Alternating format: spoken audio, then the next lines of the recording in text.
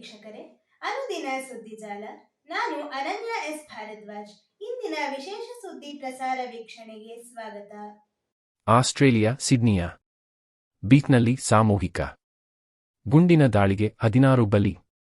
ಸಿಡ್ನಿಯಲ್ಲಿನ ಪ್ರವಾಸಿ ತಾಣ ಬೋಂಡಿ ಬೀಚ್ನಲ್ಲಿ ಹನುಕ್ಕಾ ಯಹೂದಿ ಹಬ್ಬದ ಪ್ರಾರಂಭೋತ್ಸವಕ್ಕಾಗಿ ಸೇರಿದ್ದ ಅಪಾರ ಸಂಖ್ಯೆಯ ಜನರ ಮೇಲೆ ಬಂದೂಕುಧಾರಿಗಳಿಬ್ಬರು ನಡೆಸಿದ ಯದ್ವಾತದ್ವಾ ಗುಂಡಿನ ದಾಳಿಯಲ್ಲಿ 16 ಮಂದಿ ಮೃತಪಟ್ಟಿದ್ದಾರೆ.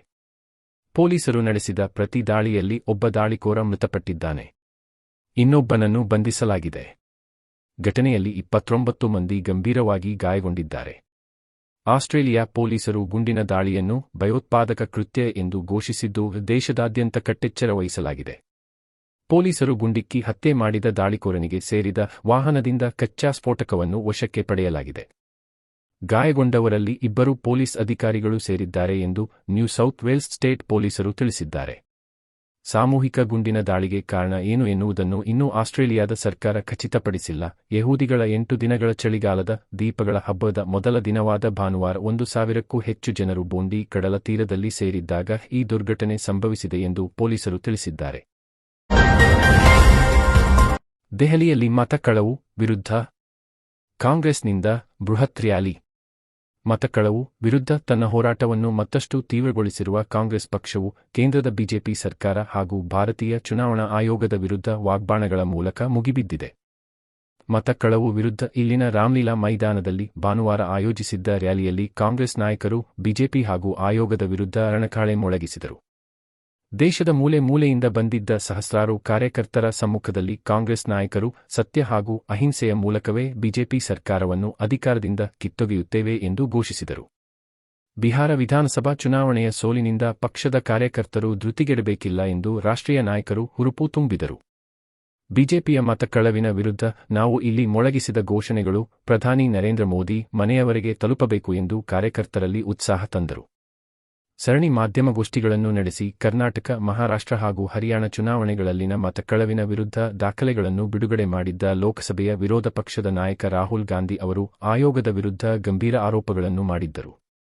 ಮತಕಳವಿನ ವಿರುದ್ಧ ದೇಶದಾದ್ಯಂತ 5.5 ಕೋಟಿಗೂ ಅಧಿಕ ಸಹಿ ಸಂಗ್ರಹಿಸಿದ ಬಳಿಕ ರ್ಯಾಲಿಯಲ್ಲಿ ಮಾತನಾಡಿದ ರಾಹುಲ್ ಅವರು ಮುಖ್ಯ ಚುನಾವಣಾ ಆಯುಕ್ತ ಜ್ಞಾನೇಶ್ ಕುಮಾರ್ ಹಾಗೂ 2 ಚುನಾವಣಾ ಆಯುಕ್ತರಿಗೆ ನೇರ ಎಚ್ಚರಿಕೆ ನೀಡಿದರು.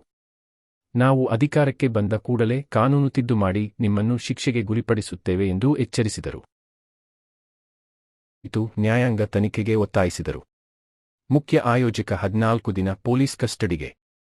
ಕಾರ್ಯಕ್ರಮದ ಮುಖ್ಯ ಆಯೋಜಕ ಶತಾದ್ರು ದತ್ತಾ ಅವರನ್ನು ಬಿಧಾನನಗರ ಪೊಲೀಸರು ಶನಿವಾರ ರಾತ್ರಿ ಕೋಲ್ಕತ್ತಾ ವಿಮಾನ ನಿಲ್ದಾಣದಲ್ಲಿ ಬಂಧಿಸಿದ್ದಾರೆ. ಕೋಲ್ಕತ್ತಾ ಕಾರ್ಯಕ್ರಮದ ಬಳಿಕ ಹೈದರಾಬಾದ್ನಲ್ಲಿ ನಿಗದಿಯಾಗಿದ್ದ ಕಾರ್ಯಕ್ರಮಕ್ಕೆ ಹೊರಟ ಮೆಸ್ಸಿ ಮತ್ತು ತಂಡವನ್ನು ಬೀಳ್ಕೊಡಲು ಅವರು ವಿಮಾನ ನಿಲ್ದಾಣಕ್ಕೆ ಹೋಗಿದ್ದರು. ಶತಾದ್ರು ದತ್ತಾ ಅವರನ್ನು 14 ದಿನ ಪೊಲೀಸ್ ಕಸ್ಟಡಿಗೆ ನೀಡಲಾಗಿದೆ. ಈ ಪ್ರಕರಣದಲ್ಲಿ ಅವರನ್ನು ಬಲಿಪಶು ಮಾಡಲಾಗಿದೆ ಮತ್ತು ಸುಳ್ಳು ಆರೋಪ ಹೊರಿಸಲಾಗಿದೆ. ಮುಂದಿನ 2 ವಾರಗಳ ಪೊಲೀಸರ ತನಿಖೆಯಲ್ಲಿ ಇದರ ಸ್ಪಷ್ಟತೆ ಲಭಿಸಲಿದೆ ಎಂದು ಶತಾದ್ರು ಪರ ವಕೀಲರು ಹೇಳಿದ್ದಾರೆ. ಕೋಲ್ಕತ್ತಾ ಮೆಸ್ಸಿ ಕಾರ್ಯಕ್ರಮದ ಮುಖ್ಯ ಆಯೋಜಕ 14 ದಿನ ಪೊಲೀಸ್ ಕಸ್ಟಡಿಗೆ. ಫುಟ್ಬಾಲ್ ಆಟಗಾರ ಅರ್ಜೆಂಟೀನಾದ ಲಿಯೋನೆಲ್ ಮೆಸ್ಸಿ ಅವರನ್ನು ನೋಡಲು ಸಾಧ್ಯವಾಗದ ಕಾರಣ ಅಭಿಮಾನಿಗಳು ದಾಂಧಲೆ ನಡೆಸಿದ ಸಾಲ್ಟ್ಲೇಕ್ ಕ್ರೀಡಾಂಗಣಕ್ಕೆ ಪಶ್ಚಿಮ ಬಂಗಾಳದ ರಾಜ್ಯಪಾಲ ಸಿ.ವಿ. ಆನಂದ ಬೋಸ್ ಅವರು ಭಾನುವಾರ ಭೇಟಿ ನೀಡಿ ಪರಿಶೀಲನೆ ನಡೆಸಿದರು. ಘಟನೆ ಕುರಿತು ನ್ಯಾಯಾಂಗ ತನಿಖೆಗೆ ಒತ್ತಾಯಿಸಿದರು. ಮುಖ್ಯ ಆಯೋಜಕ 14 ದಿನ ಪೊಲೀಸ್ ಕಸ್ಟಡಿಗೆ. ಕಾರ್ಯಕ್ರಮದ ಮುಖ್ಯ ಆಯೋಜಕ ಶತಾದ್ರು ದತ್ತಾ ಅವರನ್ನು ಬಿಧಾನನಗರ ಪೊಲೀಸರು ಶನಿವಾರ ರಾತ್ರಿ ಕೋಲ್ಕತ್ತಾ ವಿಮಾನ ನಿಲ್ದಾಣದಲ್ಲಿ ಬಂಧಿಸಿದ್ದಾರೆ. ಕೋಲ್ಕತ್ತಾ ಕಾರ್ಯಕ್ರಮದ ಬಳಿಕ ಹೈದರಾಬಾದ್ನಲ್ಲಿ ನಿಗದಿಯಾಗಿದ್ದ ಕಾರ್ಯಕ್ರಮಕ್ಕೆ ಹೊರಟ ಮೆಸ್ಸಿ ಮತ್ತು ತಂಡವನ್ನು ಬೀಳ್ಕೊಡಲು ಅವರು ವಿಮಾನ ನಿಲ್ದಾಣಕ್ಕೆ ಹೋಗಿದ್ದರು. ಶತಾದ್ರು ದತ್ತಾ ಅವರನ್ನು 14 ದಿನ ಪೊಲೀಸ್ ಕಸ್ಟಡಿಗೆ ನೀಡಲಾಗಿದೆ. ಈ ಪ್ರಕರಣದಲ್ಲಿ ಅವರನ್ನು ಬಲಿಪಶು ಮಾಡಲಾಗಿದೆ ಮತ್ತು ಸುಳ್ಳು ಆರೋಪ ಹೊರಿಸಲಾಗಿದೆ. ಮುಂದಿನ 2 ವಾರಗಳ ಪೊಲೀಸರ ತನಿಖೆಯಲ್ಲಿ ಇದರ ಸ್ಪಷ್ಟತೆ ಲಭಿಸಲಿದೆ ಎಂದು ಶತಾದ್ರು ಪರ ವಕೀಲರು ಹೇಳಿದ್ದಾರೆ. ವಾಂಖೆಡೆ ಕ್ರೀಡಾಂಗಣದಲ್ಲಿ ಮೆಸ್ಸಿ ತೆಂಡೂಲ್ಕರ್ ಬೇಟೆ, ಚಾರಿತ್ರಿಕ ಸಾಧನೆಗಳ ದಾಖಲೆ.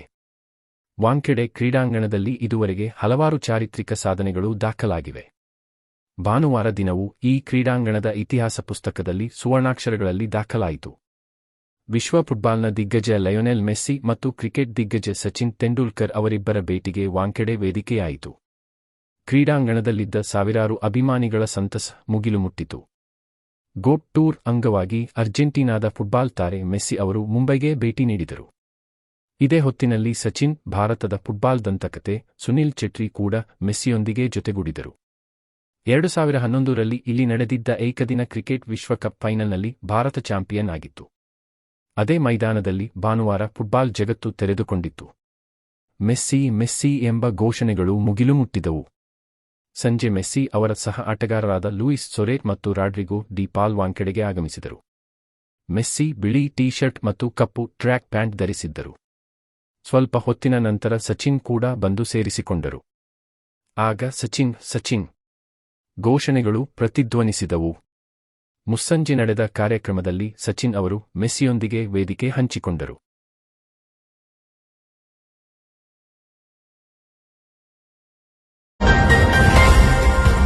ಶಾಮನೂರು ಶಿವಶಂಕರಪ್ಪ ನಿಧನ. ಇಂದು ದಾವಣಗೆರೆಯಲ್ಲಿ ಅಂತ್ಯಕ್ರಿಯೆ. ಬೆಂಗಳೂರಿನ ಸ್ಪರ್ಶ ಆಸ್ಪತ್ರೆಯಲ್ಲಿ ಭಾನುವಾರ ನಿಧನರಾಗಿರುವ ಶಾಮನೂರು ಶಿವಶಂಕರಪ್ಪ ಅವರ ಪಾರ್ಥಿವ ಶರೀರವನ್ನು ರಸ್ತೆ ಮಾರ್ಗವಾಗಿ ದಾವಣಗೆರೆಗೆ ತರಲಾಗಿತು. ಸೋಮವಾರ ನಸುಕಿನ ಎನ್ಸಿಸಿ ಬಡಾವಣೆಯಲ್ಲಿರುವ ಜಿಲ್ಲಾ ಉಸ್ತುವಾರಿ ಸಚಿವ ಎಸ್ ಮಲ್ಲಿಕಾರ್ಜುನ್ ಅವರ ನಿವಾಸ ತಲುಪಿತು. ಕುಟುಂಬದ ಸದಸ್ಯರು ಹಾಗೂ ಸಂಬಂಧಿಕರಿಗೆ ಮಾತ್ರ ಇಲ್ಲಿ ಅವಕಾಶ ಕಲ್ಪಿಸಲಾಗಿದೆ ಎಂದು ಕುಟುಂಬದ ಮೂಲಗಳು ತಿಳಿಸಿವೆ. ಅವರ ಪಾರ್ಥಿವ ಶರೀರದ ಅಂತಿಮ ದರ್ಶನಕ್ಕೆ ದಾವಣಗೆರೆಯ ಹೈಸ್ಕೂಲ್ ಮೈದಾನದಲ್ಲಿ ವ್ಯವಸ್ಥೆ ಮಾಡಲಾಗಿದೆ. ಸೋಮವಾರ ಬೆಳಿಗ್ಗೆ 10 ಗಂಟೆಯಿಂದ 30 ನಿಮಿಷದವರೆಗೆ ಸಾರ್ವಜನಿಕರು ದರ್ಶನ ಪಡೆಯಬಹುದಾಗಿದ್ದು, ಬಳಿಕ ಬಂಬೂ ಬಜಾರ್ ರಸ್ತೆಯ ಕಲ್ಲೇಶ್ವರ ಮಿಲ್ ಆವರಣಕ್ಕೆ ಮೆರವಣಿಗೆ ಮೂಲಕ ಕೊಂಡೊಯ್ದು ಅಂತ್ಯಕ್ರಿಯೆ ನೆರವೇರಿಸಲಾಗುತ್ತದೆ. ಶಾಮನೂರು ಶಿವಶಂಕರಪ್ಪ ಅವರ ಪತ್ನಿ ಪಾರ್ವತಮ್ಮ ಅವರ ಅಂತ್ಯಕ್ರಿಯೆ ಕೂಡ ಇಲ್ಲಿಯೇ ನಡೆದಿತ್ತು ಎಂದು ಮೂಲಗಳು ಮಾಹಿತಿ ನೀಡಿವೆ.